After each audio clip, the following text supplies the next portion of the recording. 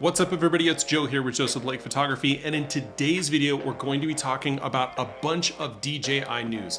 We've got the Air 3S at the FCC, we've got a new controller for a lot of our drones, we've got potentially new goggles coming, and it might not matter at all because the US Congress might have just passed a law that says we can't buy DJI drones anymore, but can we?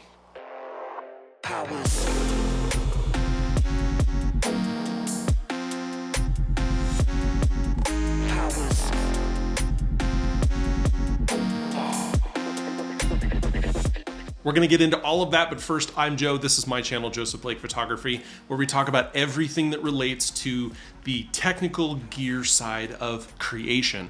Photography, videography, drones, action cameras, tips, tricks, how-tos, reviews. We go on adventures. That's what I do here on my channel here at Joseph Blake Photography. If that's the kind of thing that you're into, go ahead and hit the subscribe button. And if at the end of the video you think that I've done a good job, I'd appreciate it if you hit the button that looks like a little thumbs up. It's a like button. It says, I like this video. I appreciate it if you do that. Obviously, you can follow me on social media. All those links are down below, as well as on my blog. But let's get into talking about all of this news. All right, first off, the DJI Air 3S drone, which we have been talking about for feels like months now. And the info that we're getting continues to change. DJI is a leaky bucket. So those of you who are yelling at me in the comments saying I have no idea what I'm talking about, you get this information from people at DJI. This isn't stuff that I'm just like making up in my brain. There are literally people posting pictures of these things on Twitter, on Instagram, on Telegram, all over the place. And we use that information and the information that we get from retail purchasers and buyers and shippers and all of that to make these informed deductions when it comes to these products. And for the longest time, I've been saying that what I've been seeing and what seems to make the most sense as we look at everything that's coming out is that the DJI Air 3S or Air 4, which we originally thought that it was going to be called, would be a huge upgrade in the camera department. It would have a slightly larger battery and a number of other improvements, but that the big thing that was going to be coming to this drone was going to be a larger camera. Specifically, the 24mm camera we thought was going to get upgraded from a 1/1.3 inch sensor to a 1 inch sensor. Now, neither of those measurements are a reality. It's not actually a 1 inch sensor. It's not actually a 1/1.3 inch sensor, but it is of that class of sensor. And a 1 inch sensor would have been a huge upgrade on the Air. That we would have also gotten that same upgrade in the 70mm version of the camera, and that potentially both cameras would be getting variable aperture control similar to what we have in the Mavic series, to be able to manipulate how much light is coming into your sensor so that you can, in conjunction potentially with an ND filter, do a better job of maintaining the 180-degree rule to give yourself good motion blur and maintain a cinematic look in your footage. That's what we thought we were getting. Now, yesterday, we see that the FCC, which is a public body here in the United States, the Federal Communications Commission, they're required by law to make public the things that go through their process, especially when things get approved. It's the public airwaves, right? They're responsible for maintaining and regulating them. That DJI has officially been given approval, or is almost towards the end of the approval process, for a new drone, which after looking through part numbers, we can pretty much guarantee is the Air 3S, which means that we're very close to announcement. There are some dubious images going around X, formerly Twitter, that make it look like we're going to be getting an announcement on September 20th, which is in about a week. So that would be pretty exciting if it was the case. But what we haven't heard is any new information about the cameras. So we don't know. I'm just going to tell you right now, we don't know if DJI is still planning on releasing a 1 inch sensor in either of these camera focal lengths. There were some rumors for a little bit that there was going to be a 4, and they decided to scrap that for an upgraded 3 as a result of some of the legislative issues here in the United States. And the fact that they've moved the marketing to the 3S from the 4 makes sense there. And really what they have done on the upgrade side is to improve the obstacle avoidance. So it now will include the LiDAR or time of flight capability in the camera. But I'm still holding out hope that at least the 24mm camera will get the 1-inch sensor upgrade and that both cameras will be getting the variable aperture control. Just as a reminder, currently with the Air 3, we have a 1.7 aperture on the 24mm wide-angle lens, and we have a 2.8 aperture on the Tele, the 70mm lens. I'd be fine with those as the base if we can then stop them down. Both are 48 megapixel sensors. I don't anticipate that changing, though I do think we will get improved sensors and that those sensors will make low light performance and image quality and dynamic range a huge part of the marketing of the improvement in this drone when coupled with what I'm sure will be an improved processing system. One update that we did get from the Air 3 line, as well as the Mini 4 Pro, that doesn't require you to buy anything, this is a firmware update, is compatibility with the new RC-N3 handheld remote that was included in the Fly More combo with the new DJI Neo mini FPV drone. This is a relatively compact controller, though not maybe as compact for those of you who ever flew the Spark or the Mavic Pro, the original Mavic Pro. This is a larger controller than that, but it still has that same concept of attaching your phone to the top. You're using your phone as the screen, connected with cable or Wi-Fi, and you're going to be controlling the drone that way. Though it does fully support OcuSync 404 transmission technology, the idea here is that if you own the Neo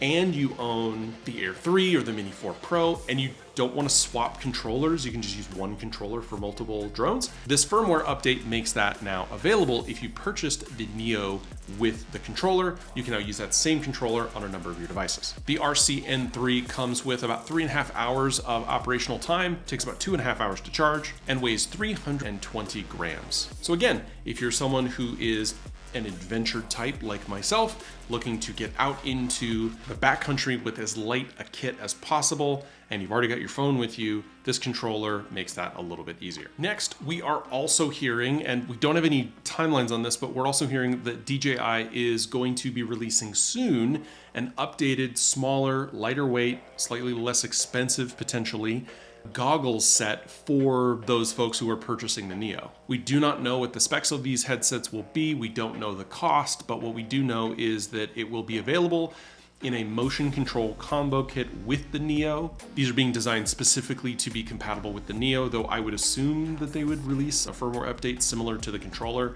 that would allow these goggles to be usable with other drones. But obviously, if you're spending $199 on the drone and you already have Goggles 3, that's great, but if you don't and you want to get into a pair of goggles, maybe the Goggles 3 aren't the direction that you would go, and these might be an alternative for those folks looking for a more budget-friendly option.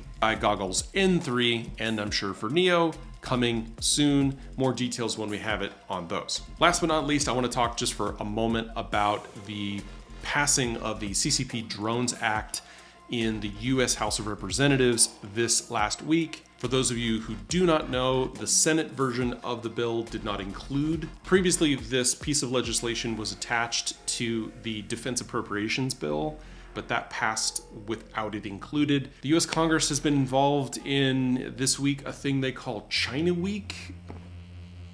It sounds so weird. But here's what they did. They passed this bill in the House, and now it has to go to the Senate, where it will likely pass, or it might just get held up. The Senate is a deliberative body, which means that they're slow. And so there's the potential that this will not pass, or it will just get and wait before it would get passed by the Senate. And if there are any significant changes by the Senate, it would then have to go back to conference committee, where the two houses would create a version of the bill that both can support. It still then needs to go to the United States president to be signed or not signed, which is called a pocket veto, or vetoed altogether, or potentially altered. It's a whole process. But what it means is that this idea isn't dead. And the idea is that DJI specifically, the company, and its products would be added to what's called the FCC's entities list. The entities list is a list of organizations or entities that can't use the FCC airwaves. right? I mentioned at the beginning of the video that the Air 3S has passed FCC, which would mean that you basically couldn't purchase new drones in the United States because they would never clear FCC approval. They wouldn't get approval to use the airwaves. So if you're looking at drones and thinking, oh, that drone is sub 249 grams, so it doesn't apply to this rule or that rule. No, this is literally, if you want to use wireless transmission technology in the United States, if you want to use anything, really anything that's a piece of electronic, look at any device that you have laying around, right? I'm looking at the bottom of my little my loop deck that I use for editing. It's got an FCC stamp on it. It's not even wireless, it's wired, but it does require approval by the FCC. Not getting approval by the FCC means you don't get to be sold in the United States effectively if you're an electronics manufacturer. So that's really what this means. The FCC says no, then they are dead. And that would mean that nothing new could get purchased. I don't know exactly what that means about existing stock or currently already approved FCC items. I think that they would continue to be sold. And this bill, if it passes, wouldn't potentially get put into law until next year, if at all. But that might mean that the Mavic 4 wouldn't get approved by the FCC. The Air 4, the Mini 5 Pro, right? You think about it. These wouldn't get approved by the FCC, and they wouldn't be legal to obtain, to fly, or to have in the United States. And that's a big deal. And I understand that there's a lot of nuance to this and there's a lot of thoughts and everything, but you have to understand that US politicians are not necessarily the most informed folks in the world. They trust the folks around them to inform them about information, and sometimes those folks have paid their way. So it might be lobbying by Skydia, right? Which is a thing that we've learned about. One person called them communist Chinese spy drones, even though they're flown by municipalities and firefighters and police and content creators and people who are using them for home inspections and just all sorts of things. So I don't know what's going to happen, but we should prepare for the worst, I think. So buy new drones, use the links down below. No, do whatever you want to do. But that is, I think, where we're headed. Although who knows, every few years, the United States goes through these kind of ebbs and flows, and who knows what the election here in November will bring. Things could swing far to one way or far to the other, and that may determine what happens here. I'll get you new info as soon as I get it, but I wanted to put all of this together into one video about all of the DJI news. If that's the kind of thing that you are into, go ahead and hit the subscribe button. And I'm going to keep making videos about this type of thing. Go ahead and hit the like button. Find me on all the various social media platforms. I'm going to tell you, if you've made it to the end of this video, first of all, thank you. But here's what I'm going to do.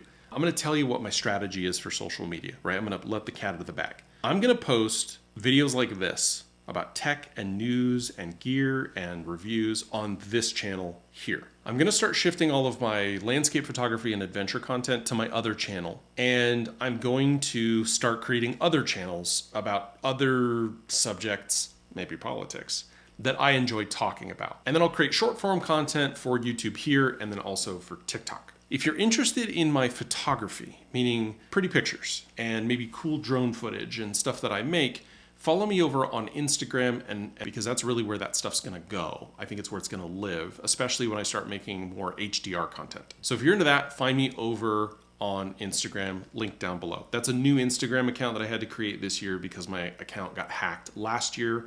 I was in the hospital while my daughter was being born, and long story short, my Facebook and Instagram accounts were hacked and I lost them. I've made new ones. I've got a new Facebook page, and that's where that stuff is gonna go. My website is mostly for clients, like paying clients, right? Because it's not YouTube, because YouTube doesn't pay that well, where the money comes from. I'm a portrait photographer. I love taking pictures of people. I'll also take pictures of products. And if you've got an event that you need photos or video at, call me.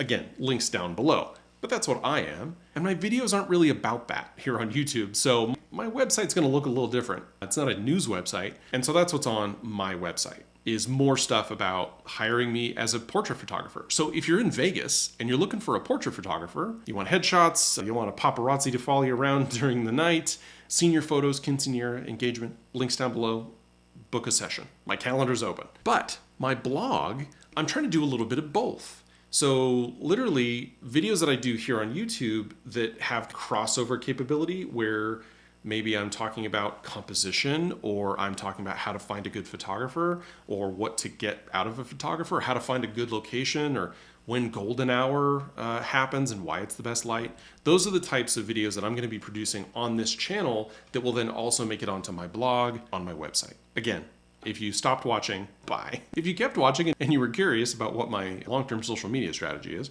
I think that's it. It took me a little bit of time. I had to ride my bike for a while and think about it.